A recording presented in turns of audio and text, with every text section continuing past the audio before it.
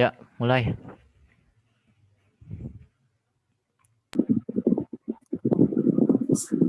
Assalamualaikum warahmatullahi wabarakatuh. Assalamualaikum warahmatullahi wabarakatuh. Saya di sini akan menjelaskan tentang biografi dan pemikiran pendidikan Islam Kiai Haji Imam Syarif. Lanjut, Man. Di sini yang pertama ada biografi Kiai Haji Imam Yarkasi.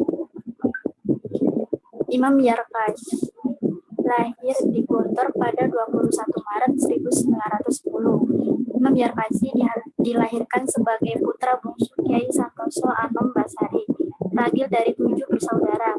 Seperti saudara-saudaranya, Imam Yarkasi dilahirkan di desa Gontor, di kompleks Pondok Gontor lama itu sendiri. Kakaknya 6 orang, 3 laki-laki dan 3 perempuan. 4 orang telah menikah. Kakak tertuanya tinggal di masa kanak-kanak Imam Yarkasi bukanlah masa menyenangkan. Ia lahir dan dibesarkan pada zaman penjajahan, zaman pencetrik. Dalam usia belum genap 10 tahun, sekitar 1918, Imam Yarkasi menjadi yatim. Ayahnya meninggal dunia saat kondisi pondoknya sangat mundur dan belum memiliki generasi penerus. Ia sama ke-6 saudaranya merasa sangat terpukul sebab ayahnya satu-satunya orang yang menjadi figur dalam keluarga dan masyarakat saat itu. Keprihatinan yang sangat mendalam justru dirasakan oleh ibunya, Ibu Nyai Santoso. Lanjut, Man. Riwayat pendidikan Kiai Haji Imam Yarkasi. Imam Yarkasi memperoleh pendidikan awal dari ayahnya dan guru-guru ngaji di kampungnya. Selanjutnya, ketika usianya belum genap 16 tahun, ia mulai menimba ilmu di beberapa pesantren yang ada di sekitar daerah kelahirannya, seperti Pesantren Josari, Pesantren Joresan, dan Pesantren Tegal Sari. Selepas menyelesaikan pendidikan di Sekolah Ongkoloro 1925, ia melanjutkan pendidikannya di Pondok Pesantren Jamsaren Solo.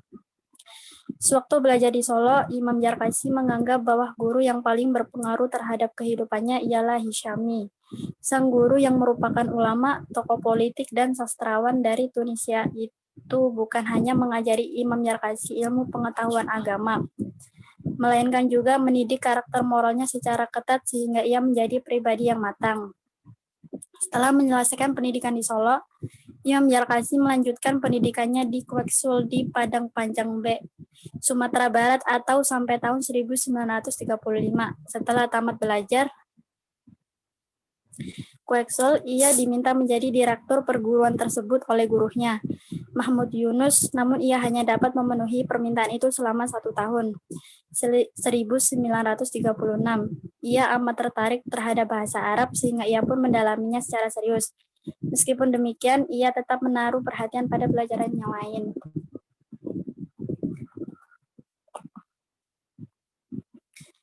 Karya-karya tulis Kiai Haji Imam Yarkasi. Imam Yarkasi tidak hanya dikenal sebagai tokoh di bidang sosial, politik, dan pendidikan dengan karir yang amat cemerlang.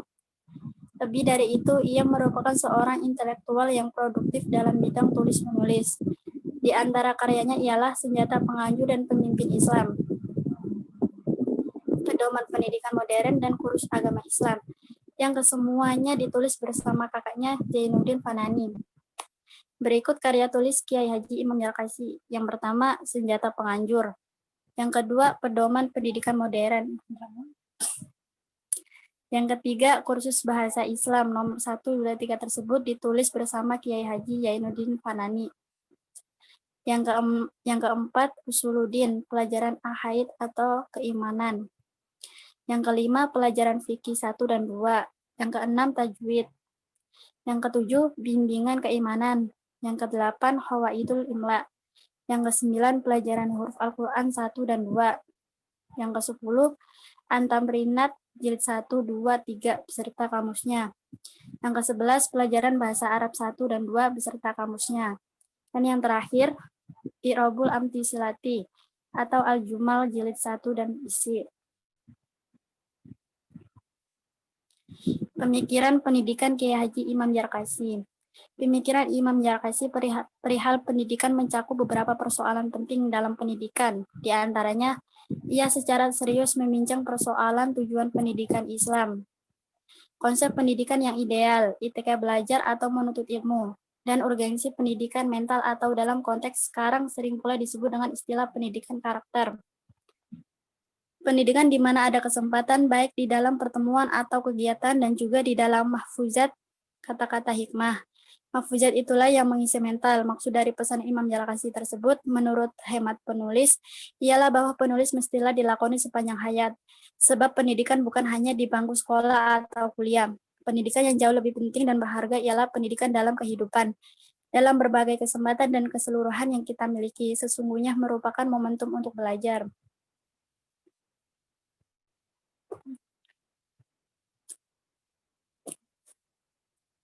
Lanjut. Pemikiran pendidikan Islam Kiai Haji Imam Yarkasi ada dua, yaitu yang pertama etika belajar atau menuntut ilmu. Sebagai seorang pemikir dan praktisi pendidikan, Imam Yarkasi memiliki banyak gagasan brilian mengenai etika belajar atau menuntut ilmu. Di antaranya ialah belajar itu jangan pernah takut salah, sebab sikap takut salah justru menjadi suatu langkah mundur. Kunci untuk memperoleh kemajuan ialah keberanian untuk terus berlatih dan belajar sekalipun banyak melakukan kesalahan. Perihal hal tersebut, Imam Yarkasi berkata, orang yang takut salah dalam belajar itu sikap yang salah.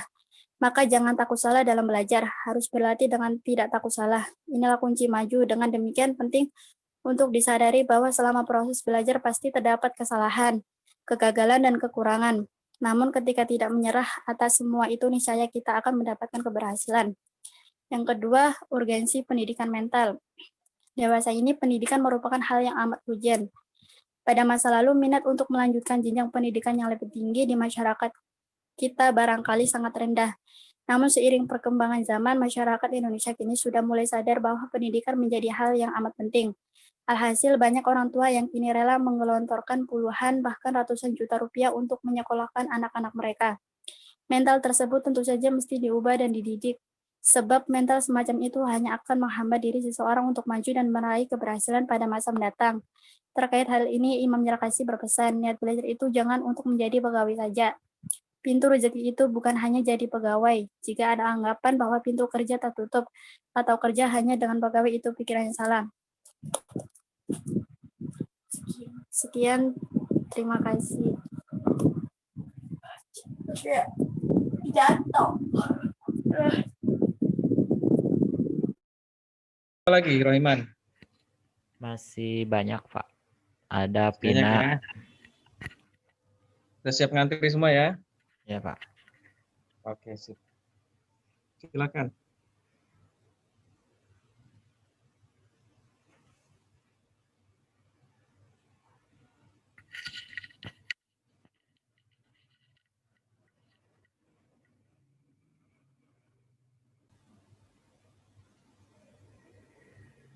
Media.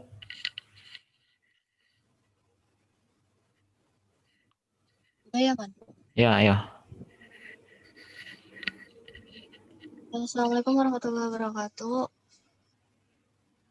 Perkenalkan, nama saya Widasari. Saya akan mempresentasikan biografi tokoh pemikiran pendidikan Islam yang bernama Imam Hasan al-Banna.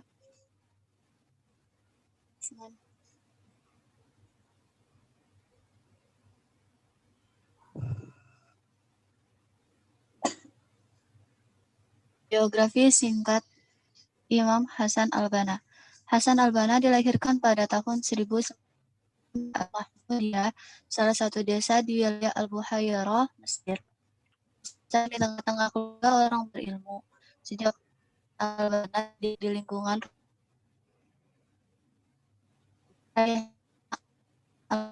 beliau mengajarkan ilmu fikih, tauhid, nahwu, Al-Quran, dan ilmu-ilmu lainnya.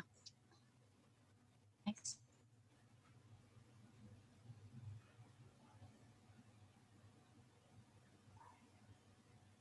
Lanjut, Man.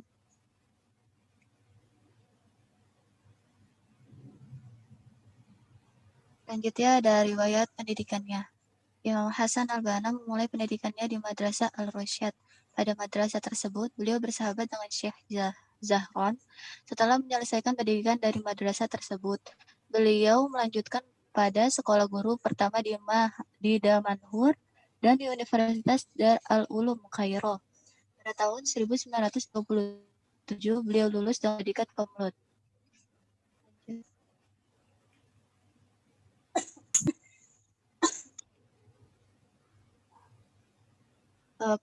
Pemikiran pendidikan Islam Imam Hasan al-Banna. Yang pertama ada konsep pendidikan. Konsep pendidikan Hasan al-Banna diarahkan pada permasalahan yang muncul. Di antara pemikiran Hasan al-Banna dalam hal ini berkaitan dengan upaya mengintegrasikan sistem pendidikan yang kotomis di antara pendidikan agama dan pendidikan umum. Next.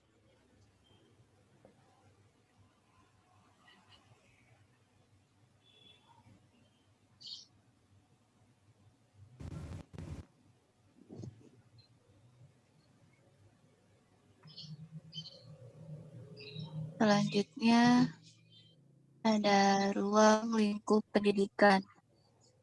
Pertama, aspek intelijensi atau akal. Pendidikan intelektual atau pengembangan wawasan atau tarbiyah akliyah wa ma'rifatiyah adalah sesuatu yang ingin dicapai oleh ikhwan. Perhatian maka pada aspek ini adalah berangkat dari keyakinan bahwa Islam tidak membukukan pikiran tetapi justru membebaskan dan mendorong manusia untuk melakukan pengamatan dan observasi alam.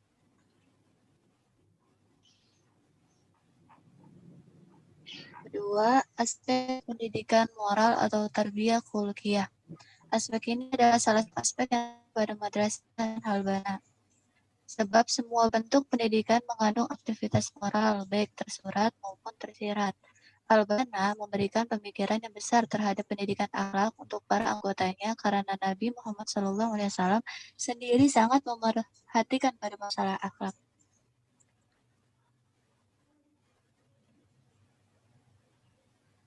Yang ketiga,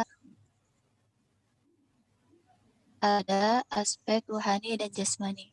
Di samping pembinaan aspek ruhani, Al-Banna juga tidak mengabaikan aspek jasmani, sebab tubuh adalah sarana manusia untuk melaksanakan kewajiban-kewajiban agama dan dunia. Yang keempat, ada aspek pendidikan jihad. Di antara aspek pendidikan Ikhwanul Muslimin yang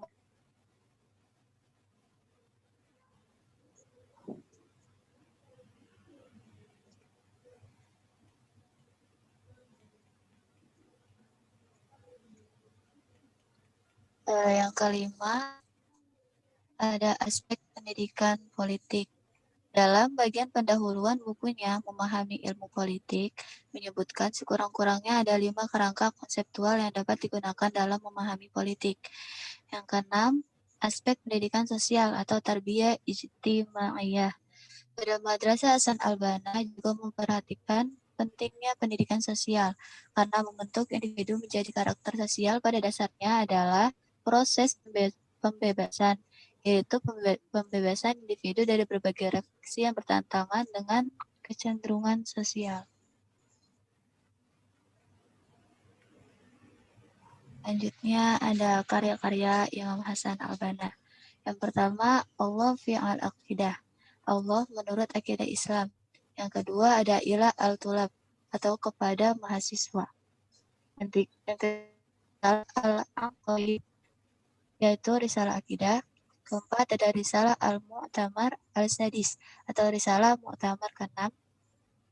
Yang kelima ada wahiyatuna baina yadai al-ruhi al-am al-mis al-arabi wa al-islami wa al-damir al-insani al-alami atau proses di tengah-tengah opini umum dan masyarakat Arab, Islam, dan nurani manusia sedunia.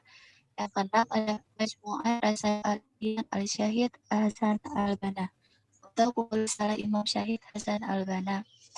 Yang ketujuh ada Nizam al-Usar wa al-Risalah al-Ta'lim atau Usrah dan Risalah Ta'lim.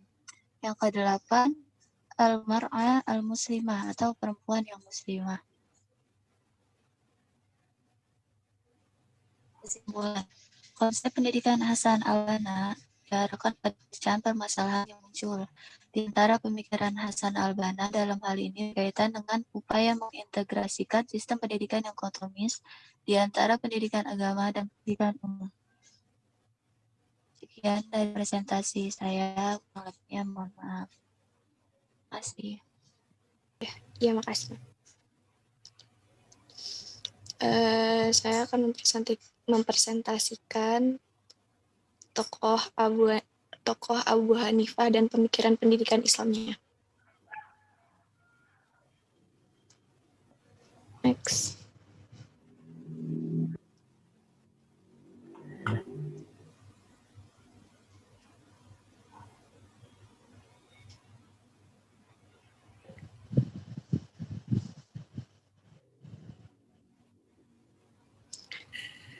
Biografi Abu Hanifah. Siapakah Abu Hanifah? Abu Hanifah lahir pada tanggal 2 Rajab 80 Hijriah atau bersamaan dengan hari Selasa 5 September 699 Masehi di Kufah, Irak. Abu Hanifah ialah nama populernya. Nama aslinya ialah Nu'man bin Sabit bin Zutta bin Mahan At-Taimi. Abu Hanifah termasuk seorang tabi'in yang mulia. Artinya ia termasuk generasi muslim awal setelah generasi sahabat Rasulullah SAW. Ia menjadi seorang ulama yang sangat alim di bidang ilmu fikih. Saking alimnya, ia menjadi rujukan utama bagi banyak pencari ilmu, terutama bagi orang yang ingin mendalami ilmu fikih. Kealimannya bukan hanya tersebar di Irak, melainkan juga di wilayah Islam lainnya, seperti Madinah dan Mekah. Abu Hanifah wafat pada tahun 148 Hijriah atau 767 Masehi di Baghdad, Irak. Kematiannya menjadi duka bagi seluruh rakyat Irak secara khusus dan rakyat Muslim secara luas. Next.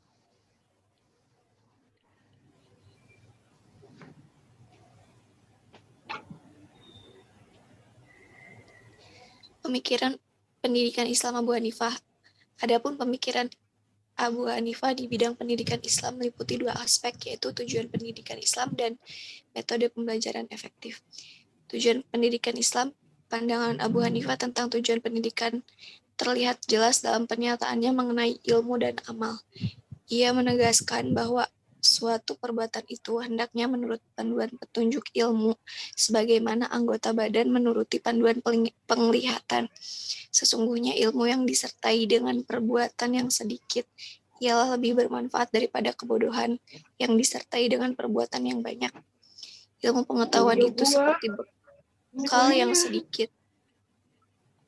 tetapi jelas manfaatnya bagi seorang musafir.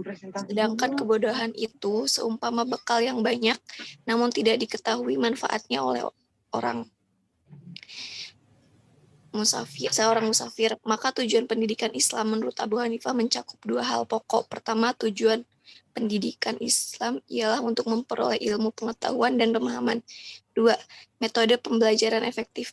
Aspek metode pembelajaran sesungguhnya merupakan jembatan penghubung antara guru dengan murid dalam proses atau aktivitas pendidikan, terutama di dalam kelas.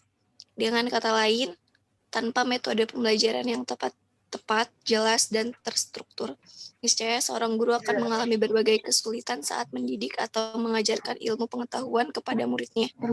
Oleh sebab itu, aspek metode pembelajaran menjadi suatu hal yang amat penting dalam sukses dan tidaknya suatu aktivitas pendidikan. Adapun metode pembelajaran yang sering kali digunakan oleh Abu Hanifah adalah metode tanya jawab dan metode kias. Next.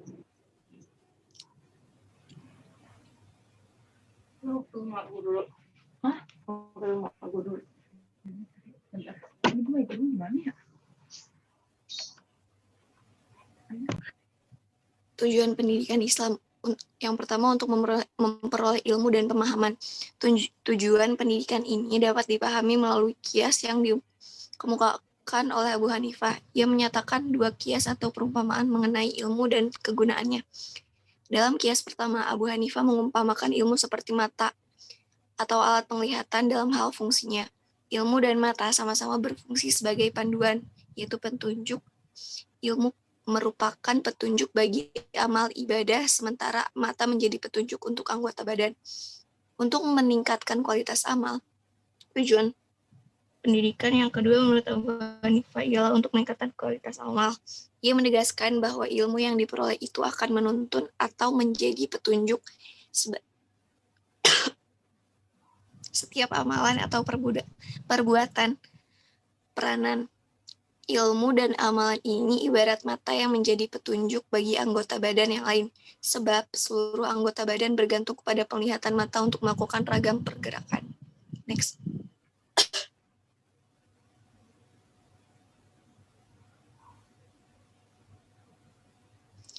Metode pembelajaran efektif.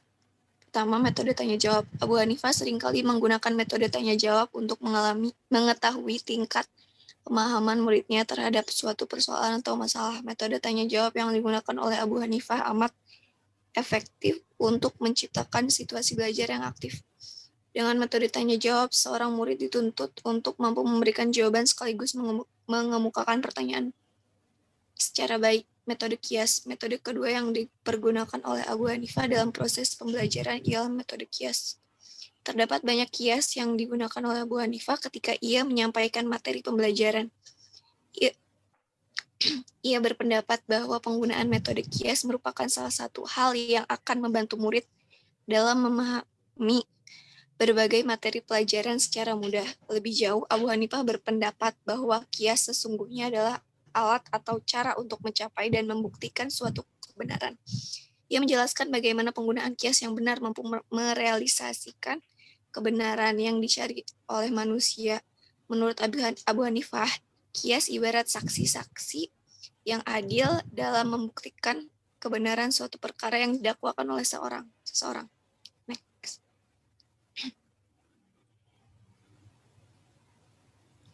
Kesimpulan dalam dunia pendidikan, berpikir rasional dan kritis bagaimana dikehendaki Abu Hanifah merupakan perwujudan perilaku belajar, terutama yang berkaitan dengan pemecahan masalah. Murid yang berpikir rasional dan kritis akan menggunakan prinsip-prinsip dan dasar-dasar pengertian dalam menjawab pertanyaan bagaimana dan mengapa. Murid juga akan dituntut menggunakan logika untuk menentukan sebab, akibat, menganalisis, menarik kesimpulan, dan menciptakan kaidah teoritis. Oleh sebab itu, sesungguhnya berpikir rasional dan kritis menjadi suatu keniscayaan dalam pendidikan. Sekian presentasi dari saya. Terima kasih banyak.